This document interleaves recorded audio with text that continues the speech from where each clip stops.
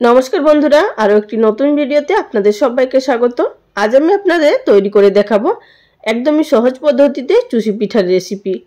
किभाबे एकदमई सहज पद्धतिते आपनारा चुषीगुलो तैरी करे निते पारबेन सेटाई आज आपनादेर संगे शेयर करब। तो बंधुरा चले जाচ্ছি सरासरि रेसिपि तैरी करार पद्धतिते।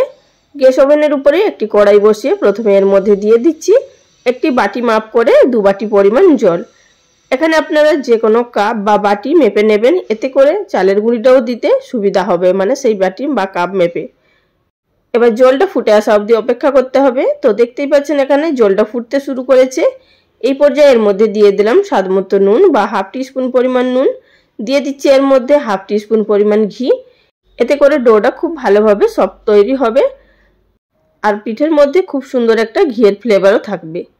तो घीटा मेल्ट हो जावर पर गैसের फ्लेम एकेबारे लो टू मिडियामे करे देওয়ার पर एक हाथ दिए चालेर गुঁড়ি दिए देव और एक हाथ दिए अनबरत नाड़ाचाड़ा करब।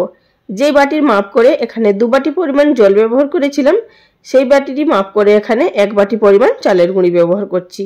আর আপনাদের চালের গুঁড়ি যদি সদ্য চালের গুঁড়ি তৈরি করা হয় সেক্ষেত্রে আপনারা 1.5 বাটি परिमाण জল ব্যবহার করবেন। যেহেতু এই চালের গুঁড়িটা বাজার থেকে কেনা শুকনো চালের গুঁড়ি তাই এর মধ্যে 2 বাটি परिमाण জল ব্যবহার করলাম। অবশ্যই কিন্তু মেজারমেন্টগুলো মনে রাখবেন। দেখুন এখানে মিনিট দুয়েকের মধ্যেই কিন্তু কড়া থেকে ডোটা ছাড়তে শুরু করেছে। এবার গ্যাসের ফ্লেম বন্ধ করে দিয়ে এই ডোটিকে হালকা একটু ঠান্ডা হতে দিতে হবে।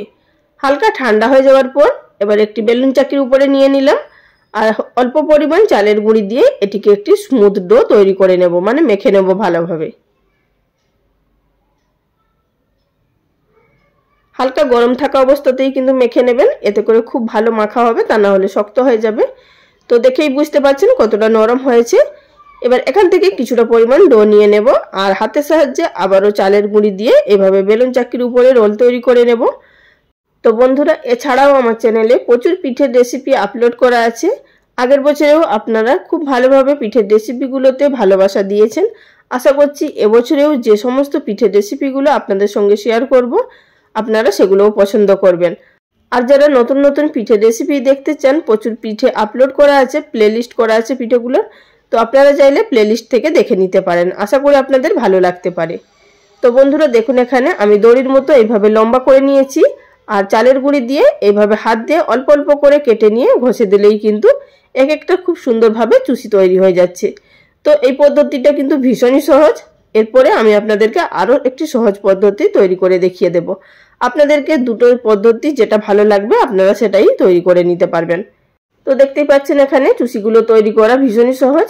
আর বন্ধুরা ভিডিও চলাকালীন ছোট্ট একটি অনুরোধ, যদি আমার চ্যানেলে কেউ নতুন দর্শক বন্ধু হয়ে থাকেন আর ভিডিওটি দেখার পর যদি আপনাদের ভালো লাগে চ্যানেলটি সাবস্ক্রাইব করে নেওয়ার অনুরোধ রইল। পাশে থাকা বেল বাটনটি অবশ্যই প্রেস করে রাখবেন, এতে করে আমার পরবর্তী ভিডিও নোটিফিকেশন সবার আগে পেয়ে যাবেন আর সেখান থেকে আপনারা নিত্য নতুন রেসিপিগুলো দেখে নিতে পারবেন। তো বন্ধুরা আমি এখানে কিছুটা পরিমাণ চুষি আপনাদেরকে কেটে দেখিয়ে দিলাম এইভাবে। তো এবার চলে যাব অন্য পদ্ধতিতে। আর বন্ধুরা এখানে আপনাদেরকে একটা কথা বলে নিচ্ছি, আমি এখানে চুষিগুলো একটু লম্বা লম্বা আর একটু মোটা মোটা করে কেটে নিয়েছি।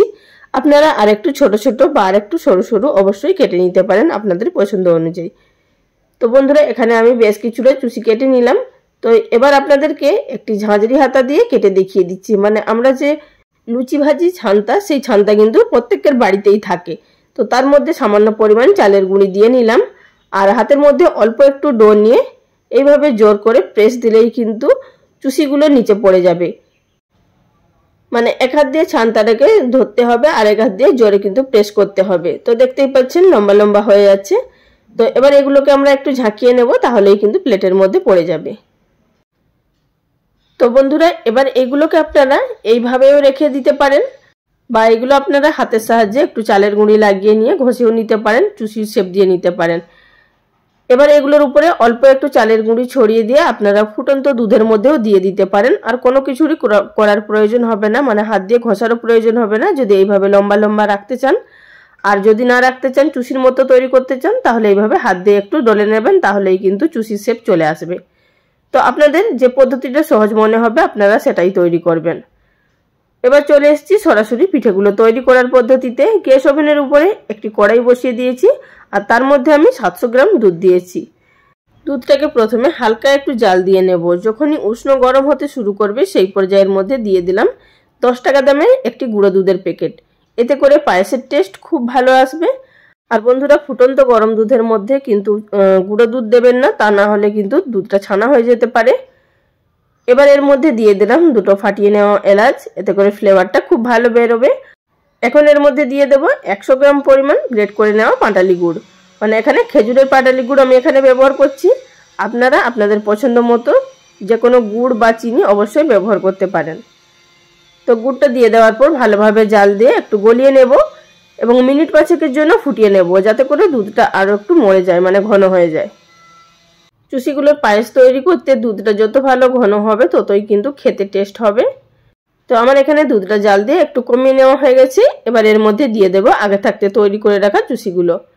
দিয়ে দেওয়ার পর গ্যাসের ফ্লেম একেবারে লো টু মিডিয়ামে থাকা অবস্থাতে এটিকে আমরা রান্না করে নেব প্রায় 6 থেকে 7 মিনিট মতো।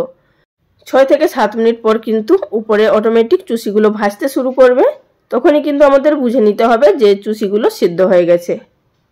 তো বন্ধুরা, এখানে দেখে বুঝতে পারছেন যে চুষিগুলো ফুটতে শুরু করেছে। এবার কিন্তু খুব বেশি নাড়াচাড়া করব না, তা না হলে চুষিগুলো ভেঙে যেতে পারে। ফিরে এলাম 6 থেকে 7 মিনিট পর। এবার আপনাদের দেখিয়ে দিচ্ছি যে আগের তুলনায় কিন্তু দুধটাও অনেকটাই ঘন হয়ে গেছে এবং চুষিগুলোও কিন্তু অনেকটা সেদ্ধ হয়ে গেছে। দেখুন বন্ধুরা, প্রত্যেকটা চুষি কিন্তু গোটা গোটা আছে, একটাও কিন্তু ভেঙে যায়নি। আপনারাও এই পদ্ধতিতে তৈরি করবেন, চুষিগুলো খেতেও ভীষণ ভালো লাগবে এবং ভেঙেও যাবে না। এর থেকে আর বেশি ফোটাবো না, তা না হলে ঠান্ডা হয়ে যাওয়ার পর অনেকটা আরও ঘন হয়ে যাবে। তো এবার গ্যাসের ফ্লেম বন্ধ করে দেব এবং একটি সার্ভিং বোলের মধ্যে সার্ভ করে নেব। এই চুষির পায়েস কিন্তু ঠান্ডা হয়ে যাওয়ার পরেই বেশি খেতে ভালো লাগে। তাহলে বন্ধুরা, রেসিপি কেমন লাগলো অবশ্যই লাইক কমেন্ট করে জানাবেন। আজ এই পর্যন্ত, সবাই ভালো থাকবেন। নমস্কার।